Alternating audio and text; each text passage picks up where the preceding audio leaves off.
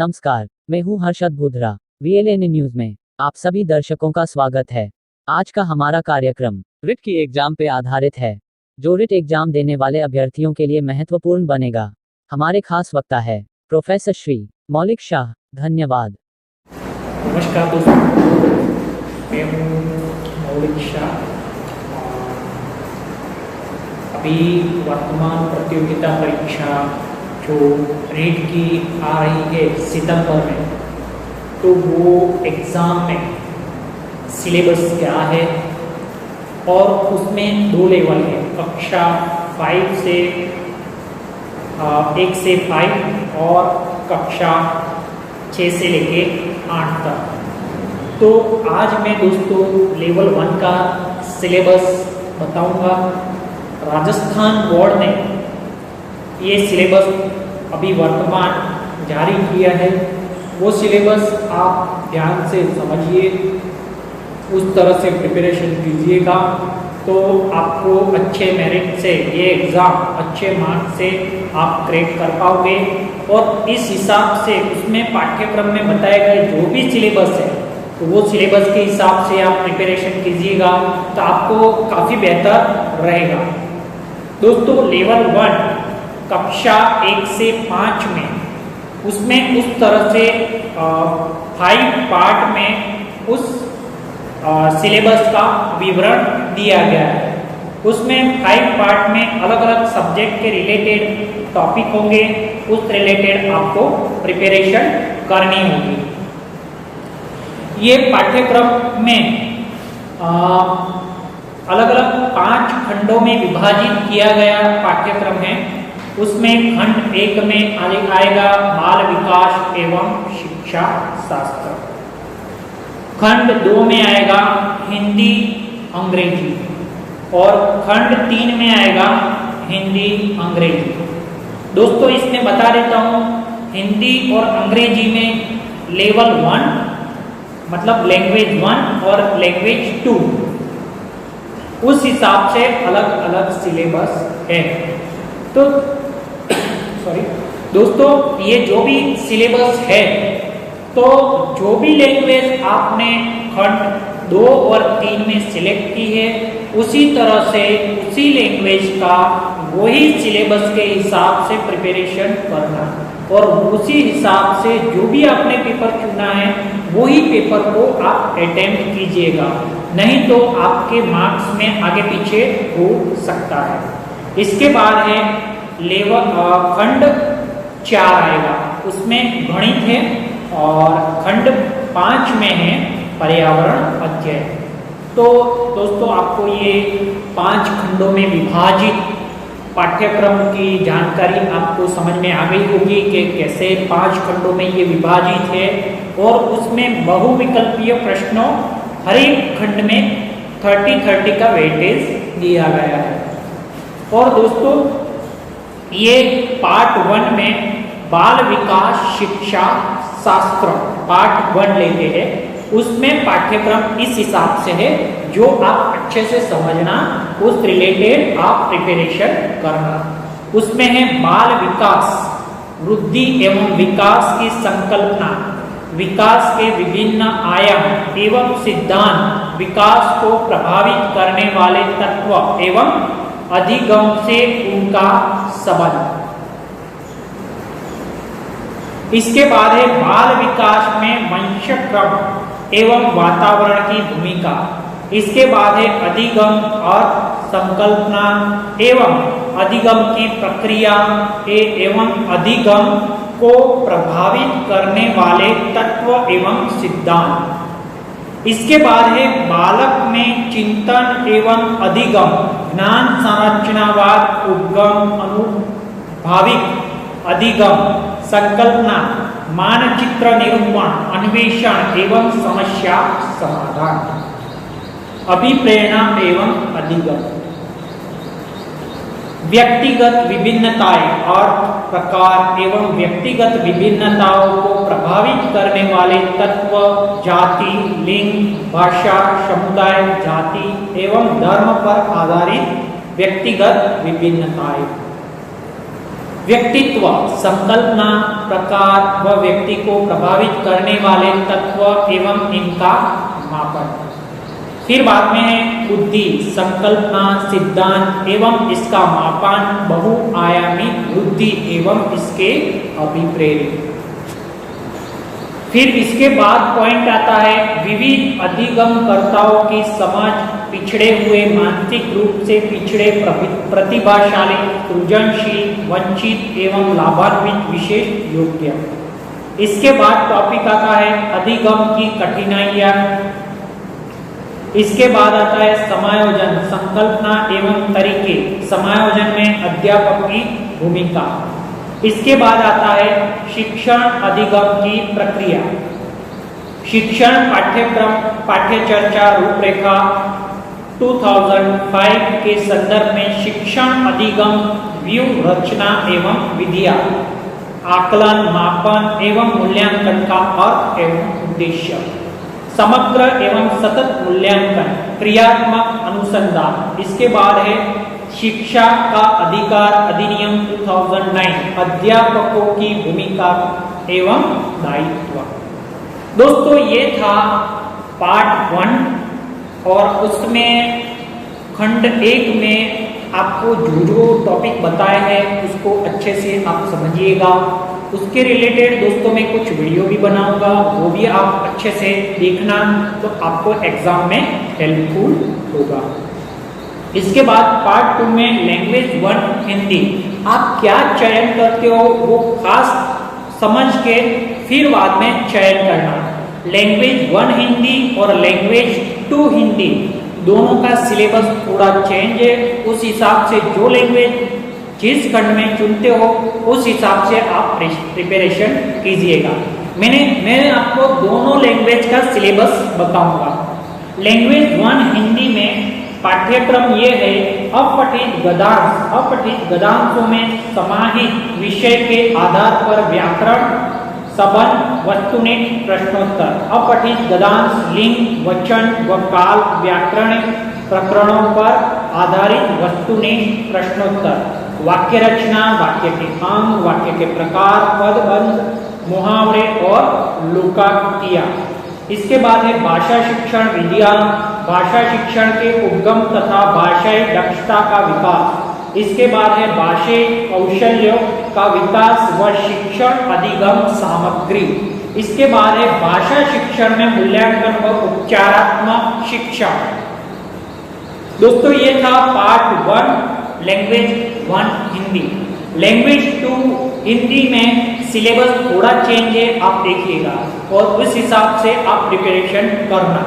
अपठित गद्यांश, अपठित गद्यांशों में समाहित विषयों आधार पर व्याकरण, संबंध, वस्तुनिष्ठ प्रश्नोत्तर। इसके बाद है अपठित गद्यांश, पदांशों के भाव, पक्ष व कला, पक्ष पर आधारित प्रश्नोत्तर, वाक्य रचना, वाक्य के अंग, वाक्य के प्रकार, पदबंध, मुहावरे, लोकोक्तियां, कारक व अव्यय।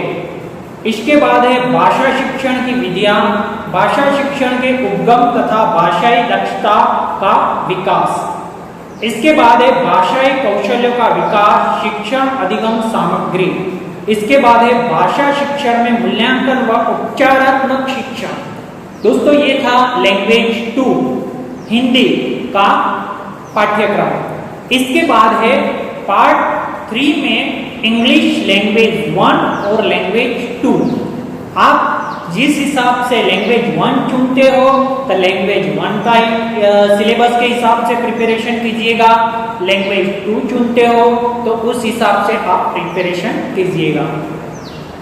इसमें आता है लैंग्वेज 1 इंग्लिश में सिलेबस है अनसीन प्रोज पैसेज, उसमें सिनोनिम्स, पर्यायवाची, एंटोनिम्स, विलोम, प्रतिलोम, विपरीतार्थक शब्द, फिर बाद में स्पेलिंग एरर, वर्तनीय अशुद्धियां, वर्ड फॉर्मेशन, शब्द गठन, ऑन वन वर्ड सब्स्टिट्यूशन, एक शब्द प्रतिस्थापन। इसके बाद है अनसीन प्रोज पैसेज, उसमें पार्ट ऑफ स्पीच है, यूज ऑफ टेंस है, यूज ऑफ टेंसेस, इसके बाद use of determiner, change of degree, इसके बाद है framing question including WH question, इसके बाद है एक्टिव एंड पैसिव वॉइस, इसके बाद है knowledge of English sound phonetic symbols, इसके बाद है प्रिंसिपल्स मेथड एंड अप्रोच और टू इंग्लिश लैंग्वेज टीचिंग, इसके बाद है development of language skill, teaching learning material, text book, multimedia materials and other resources, फिर बाद में comprehensive and continuous evaluation language proficiency. इसके बाद पार्ट 3 में है लैंग्वेज टू इंग्लिश। दोस्तों एक बात याद रखना, वो पहले बताया था लैंग्वेज 1 का था, ये है लैंग्वेज 2 का। उसमें पाठ्यक्रम सिलेबस इस हिसाब से है, अनसीन प्रोज पैसेज उसमें किस तरह से linking device, word, subject, verb, corner and inference. इसके बाद है अनसीन पोएम, उसमें क्या बातें आएगी, आइडेंटिफिकेशन ऑफ एलिट्रेशन, सिमिली, मेटाफेयर। आप जानते हो कि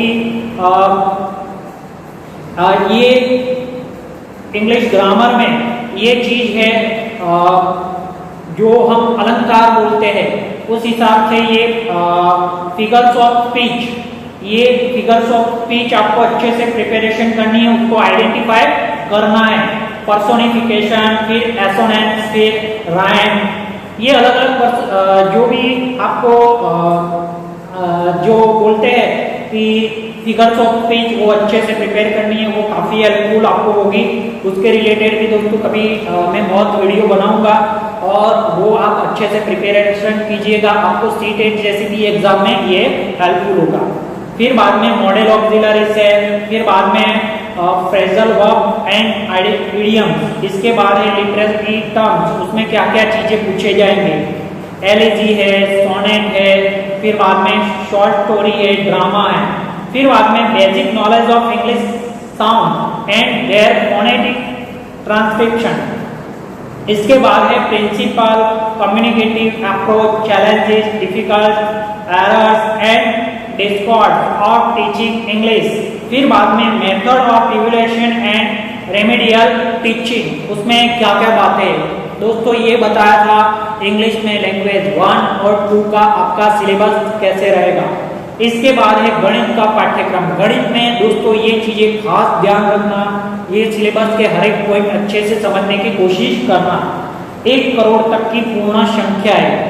दूसरा प्रकरण है स्थानीय मान, इसके बाद आता है संख्याओं की तुलना, इसके बाद है गणितीय मूल संक्रियाएं, आप समझते हो जोड़, बाकी, गुणा और भाग। इसके बाद है भारतीय मुद्रा, इसके बाद है विभिन्न, इसके बाद है अभाज्य एवं संयुक्त संख्याएं, फिर बाद में अभाज्य गुणनखंड और लघुतम समापवर्त्य एवं महत्तम समापवर्तक, फिर एकिक नियम, औसत, लाभ हानि, सरल ब्याज, समतल, वक्रतल, समतल व ठोस ज्यामिति आकृतियां जो ज्योमेट्री रिलेटेड है।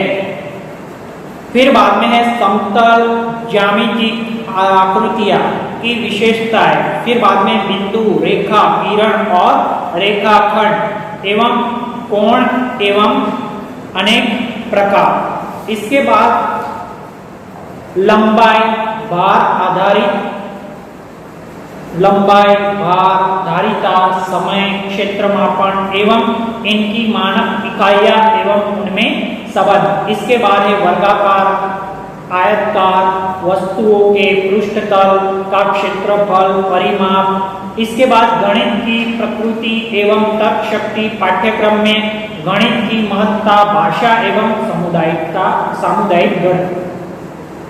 इसके बाद टॉपिक है औपचारिक एवं अनौपचारिक विधियां द्वारा मूल्यांकन, शिक्षण समस्याएं, त्रुटि विश्लेषण एवं शिक्षण एवं अधिगम संबंधी निदानात्मक एवं उपचारात्मक शिक्षा। ये था दोस्तों गणित का सिलेबस। और इसके बाद है पर्यावरण अध्ययन, उस पे सभी जो टॉपिक है बहुत अच्छे से समझिएगा। उसके रिलेटेड भी मैं बहुत सारे वीडियो बनाने वाला हूँ और वो वीडियो आप अच्छे से देखिएगा। आपको सीटेट जैसी भी एग्जाम में काम लगेगा और आरपीएससी जैसी काम एग्जामों में भी काम लग सकता है। इसके बाद है परिवार आपसी, उसमें पर्यावरण शिक्षण अध्ययन में कौन कौन सा आपका सिलेबस में टॉपिक रहेंगे, उसमें है परिवार, आपसी संबंध, एकल एवं संयुक्त परिवार। इसके बाद है सामाजिक बुराइयां एवं दुर्व्यसन। इसके बाद है विभिन्न ऋतुओं में पहने जाने वाले वस्त्र, घर पर वस्त्रों का रख रखाव। इसके बाद है जीव जंतुओं के आवास। इसके बाद है भारत में विभिन्न प्रकार के मानव आवास एवं निकटवर्ती स्थानों की स्वच्छता, आवास निर्माण हेतु विभिन्न प्रकार की सामग्रियां। इसके बाद है अपने परिवेश के व्यवसाय। इसके बाद है लघु एवं कुटीर उद्योग, राजस्थान के प्रमुख उद्योग, उसमें राजस्थान के प्रमुख उद्योग कौन कौन से वो समझने का है। फिर इसके बाद है उपभोक्ता संरक्षण की आवश्यकता एवं सहकारी समितियां। फिर इसके बाद आता है सार्वजनिक स्थल एवं संस्थाएं, विद्यालय, चिकित्सालय, डाकघर, बस स्टैंड, रेलवे स्टेशन, सार्वजनिक संपत्तियां, रोड लाइट, सड़क, बस, रेल, सरकारी इमारतें इत्यादि चीजें इसमें है। फिर इसके बाद है विद्युत और जल का अपव्यय तथा रोजगार नीतियां। फिर बाद में पंचायत, विधानसभा एवं संसद की सामान्य जानकारी। दोस्तों इसके रिलेटेड बहुत मस्त अच्छे से वीडियो में बनाऊंगा, नेक्स्ट आप देखते रहिएगा और वो आपको एग्जाम में काम लगेगा। फिर राजस्थान के मेले एवं त्योहार, राष्ट्रीय पर्व, राजस्थान की वेशभूषा एवं खान पान, राजस्थान में कला एवं क्राफ्ट हस्तकलाएं। फिर राजस्थान के पर्यटन स्थल। इसके बाद है राजस्थान की प्रमुख विभूतियां। फिर इसके बाद है यातायात और संचार के साधन, सड़क पर चलने एवं यातायात के नियम, संचार साधनों का जीवन शैली पर प्रभाव। इसके बाद है मानव शरीर के बाह्य अंग एवं उनकी साफ सफाई। फिर बाद में मानव शरीर की आंतरिक तंत्रों की सामान्य जानकारी। फिर संतुलित भोजन की जानकारी एवं इसका महत्व। इसके बाद सामान्य रोग, व्याकरण एवं बचाव के उपाय, पल्स पोलियो अभियान। इसके बाद है पादप एवं जंतुओं में संगठन के स्तर। इसके बाद है सजीवों में विविधता। इसके बाद है राजस्थान के संरक्षित वन क्षेत्र, राष्ट्रीय उद्यान, अभ्यारण्य, बाघ संरक्षित क्षेत्र, विश्व धरोहर, राज्य पुष्प, राज्य वृक्ष, राज्य पक्षी एवं राज्य पशु की जानकारी। इसके बाद है पादपों एवं जंतुओं की जातियों का संरक्षण। फिर खरीफ और रबी फसलों की जानकारी, पदार्थ के सामान्य गुण, विभिन्न प्रकारों के ईंधन, ऊर्जा के विभिन्न रूप और इनका एक दूसरे में रूपांतरण, दैनिक जीवन ऊर्जा के उपयोग, प्रकाश के स्रोत एवं सामान्य गुण, वायु, जल, वन, नम भूमि और मरुस्थल की मूलभूत जानकारियां, विभिन्न प्रकार के प्रदूषण, राजस्थान के नवीनीकरणीय एवं अनवीनीकरणीय संसाधन और इनके संरक्षण की अवधारणा। फिर बाद में है मौसम एवं जलवायु जल चक्र।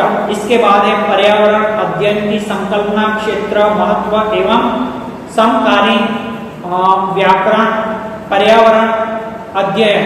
इसके बाद है पर्यावरण अध्ययन, पर्यावरण शिक्षा के अधिगम सिद्धांत एवं विज्ञान के साथ अंतर संबंध। इसके बाद है संकल्पना प्रस्तुतिकरण के उपगम एवं क्रिया कला। इसके बाद है प्रयोगात्मक कार्य एवं चर्चा। फिर समग्र एवं सतत मूल्यांकन, शिक्षण सामग्री, सहायक सामग्री एवं शिक्षण की समस्याएं। दोस्तों ये था 5 खंडों में विभाजित लेवल 1 कक्षा 1 से 5 तक का सिलेबस जो रीड लेवल 1 में आपको बहुत उपयोगी रहेगा। वो टॉपिक रिलेटेड अच्छे से प्रिपरेशन कीजिएगा। मैं और भी दूसरे वीडियो जो बनाऊंगा आप अच्छे से देखना, आपको काम लगेगा। बहुत दोस्तों के ये बातें सुनने को आई थी कि उनको लैंग्वेज में काफ़ी दिक्कत आती थी कि हम चयन करते हैं तो इस तरह से ऐसा होता है। तो दोस्तों बस एक ही बात याद रखना है आपको कि आपको जो लैंग्वेज आप चुनते हो, जो खंड में जो लैंग्वेज आप चुनते हो, उसी के सिलेबस हिसाब से वो ही लेवल, वो ही लैंग्वेज का आप पेपर अटेम्प्ट कीजिए। आपका आगे पीछे नहीं होगा। और आपने फॉर्म में लेवल खंड 2 और 3 में जो प्रायोरिटी दी है लैंग्वेज की, उस हिसाब से आप लैंग्वेज अटेम्प्ट कीजिएगा और वो ही सिलेबस हिसाब से प्रिपरेशन कीजिए तो एग्जाम में काफ़ी हेल्पफुल होगा। ये पांचों खंड 30 मार्क्स में डिवाइड है और आप ये अच्छे से प्रिपरेशन करके आगे अच्छे मेरिट से ये एग्ज़ाम क्रैक करो।